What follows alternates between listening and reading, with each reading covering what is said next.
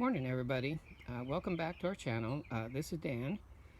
This morning I'm going to show you what works for me the best in setting up a new worm bin.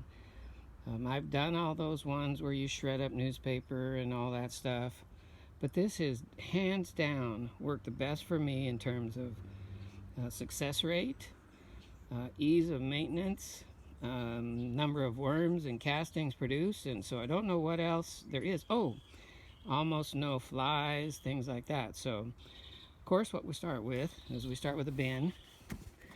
I don't know if you can see that. I've got holes drilled, you know, random holes drilled around.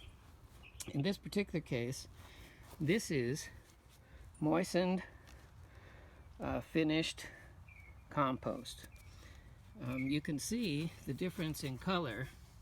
That's the compost dry, and that's the compost moist. Where it'll just hold together, just like that. So what I do is I'm going to take an amount that will put about 4 to 5 inches on the bottom, put it in. I'm going to add my worms, and in this particular case, I'm going to give them some avocado. I normally start out the bins with what I consider some of the worms' favorite foods, which are like avocado, ripe banana. I don't know if you can hear my friend, the mockingbird behind me. I normally come out in the morning and feed him a grub from my compost bins around the other side there, so he's looking at me wondering why I haven't fed him yet. And I have about 250 worms that I have split out of one of my original bins. Now, I know a lot of people will say, feed them an avocado. Well, that's like sacrilege. Well, I happen to have this huge avocado tree. It's probably got 1,000 avocados on it, so 1 or 2 of these isn't going to hurt. So what I'm going to do is I'm going to dump the first bin in until I have about 4 or 5 inches, like that, and then I'll be right back. Okay, so I'm back. So you can see the compost in. It's about, I don't know, a little bit around there, this line here, 4 or 5 inches.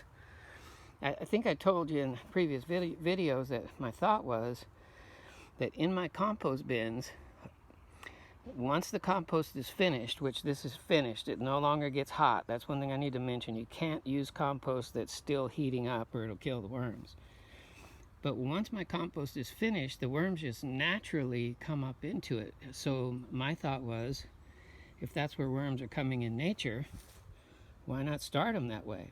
You know, no worrying about paper and acidity and too much moisture and all that. I just give them exactly what they're telling me in nature they like. So what I did, 4 or 5 inches of compost, some of their food, just a little.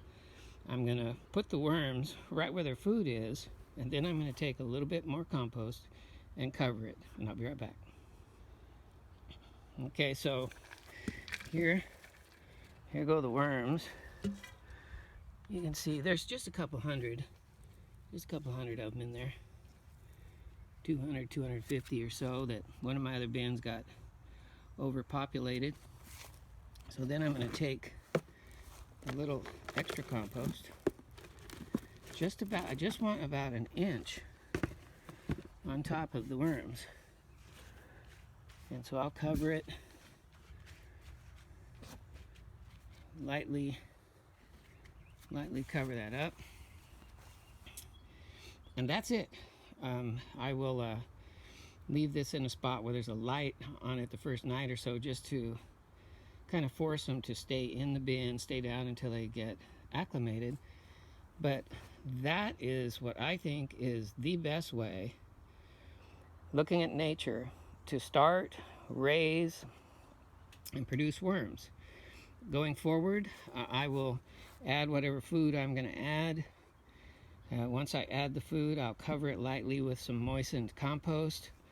As my bin, the material fills up, once it gets to the top, then I'll harvest the worms. So I hope that you found that interesting, maybe helpful. We appreciate any comments. We appreciate you watching.